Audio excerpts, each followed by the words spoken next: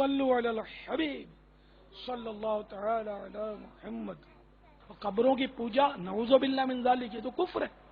مسلمان اللہ کے سوا کسی کی پوجا کرتا ہی نہیں ہے. تو مسلمان ہے، صرف اللہ ہی کی عبادت کرتے ہیں، ہم کسی کی عبادت نہیں کرتے.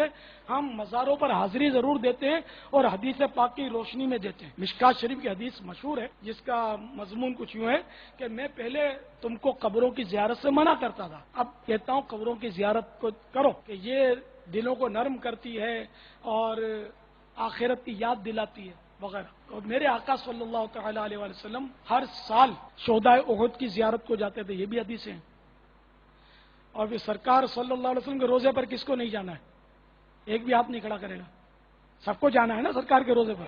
بھائی وہ بھی تو مزار ہے، تو ساری دنیا اس کے لیے تڑپتی ہے، تو آخر یہ ہم لوگ کیوں قبر کی پوجا کرنے والے؟ نعوذ باللہ جو مزار مصطفیٰ پر جائے، جو گنبد خضرا کی زیارت کرے، نعوذ باللہ وہ قبر پرست ہو گیا، نعوذ باللہ. تو یہ ظلم ہے نا. سرکار صلی اللہ علیہ وسلم کے روزے پر جانا جائز ہے، اور بالکل جائز ہے، بلکہ حاجی کے لیے تو قریب بواجب ہے، جس نے حج کیا اس کے لیے. کہ حدیث پاک میں ہے جس نے حج کیا اور میری زیارت کو نہ آیا اس نے مجھ پر ظلم کیا، تو اس لیے قریب بواجب ہے. ایک حدیث میں فرماتے ہیں من زارا قبری وجبت لہو شفاعتی، کہ جس نے میری قبر کی زیارت کی اس پر میری شفاعت واجب ہو گئی. اس طرح مطلب ہے کہ سرکار کے روزے کی تو زیارت، یہ اچھا یاد آ گیا نا کہ سبھی کرتے ہیں الحمدللہ.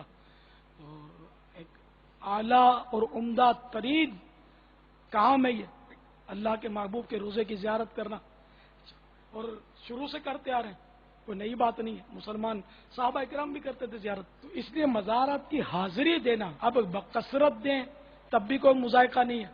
جو سرکار کے روزے پر 5 نمازوں کے بعد حاضری دے اس کو آپ کیا بولو گے؟ بھئی اتنی بار نہیں جاؤ، اس کی تو کوئی منع تو نہیں ہے.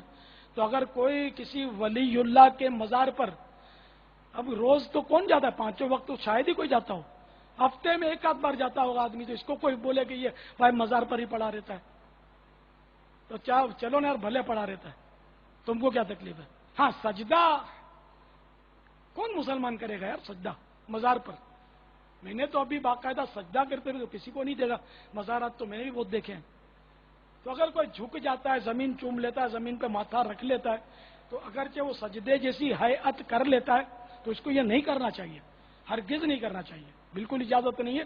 میرے آقا اعلی حضرت نے تو اس پہ رسالہ لکھا ہے باقاعدہ حرمت تعظیم سجدہ پر، کہ اللہ کے سوا کسی اور کو تعظیمی سجدہ یہ حرام ہے، اور عبادت کی نیت سے سجدہ اللہ کے سوا کسی غیر کو یہ کفر ہے. تو مسلمان اللہ کے سوا کسی کو عبادت کی نیت سے سجدہ کرے یہ تصور ہو ہی نہیں سکتا، اور سجدہ کرے تو مسلمان رہ نہیں سکتا. لیکن اگر کسی مزار کو کوئی معاذ اللہ سجدہ کرتا ہے تعظیم کی نیت سے تب بھی گناہ گار ہے، کرنا نہیں چاہیے اس کو. لیکن اس کے دل میں کیا نیت ہے، انہیں عبادت کی نیت کی یا تعظیم کی نیت کی، یہ کسی ہم کو پتہ نہیں. تو ہم مطلب حسن ظن کا پہلو ڈھونڈیں گے اور اس کو کافر نہیں کہیں گے، گناہ گار کہیں گے کہ اس نے یہ غلط کیا، گناہ کا کام کیا کہ اس نے کیوں سجدہ کیا. تو اب کوئی اکا دکا کرتا ہے اس کی وجہ سے سارے مسلمانوں کو بدنام کرنا کہ یہ یوں کرتے ہیں یوں کرتے ہیں. یہ تو وہی بات ہوئی کہ کچھ لوگ اگر شرابیں پیتے ہیں تو کوئی غیر مسلم ڈنڈورا پیٹنے لگے، یہ مسلمان سارے شراب پیتے ہیں، مسلمان شراب پیتے ہیں، مسلمان خراب ہیں، شراب پیتے ہیں. تو یہ تو نہیں ٹھیک نا، بری بات ہے. تو اس لیے مطلب یہ کہ جو غلط کرتا ہے وہ غلط ہے، جو درست کرتا ہے وہ درست ہے. الحمدللہ ثم الحمدللہ.